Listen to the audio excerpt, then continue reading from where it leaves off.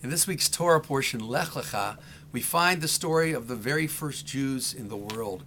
This is following the primordial stories of Adam and Eve and creation and Noah. We now have the stories of our ancestors, Abraham and Sarah, who began this great enterprise we call Judaism. As we can imagine, the way they worshiped, the way they thought about God was very different from the people around them.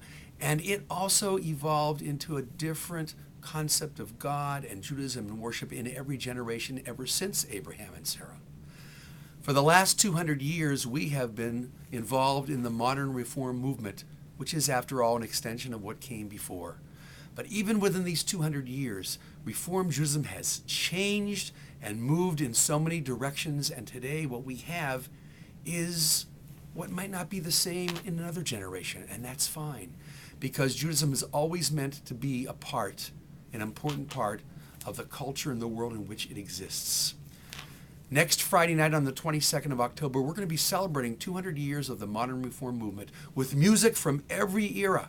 So many of you who grew up in classical Reform congregations will identify with some of the music, and as well as those who now are a vibrant part of Reform Judaism today. So we invite you to come next week when everything that Abraham and Sarah started takes its form now in what we at Bet Shalom are doing today.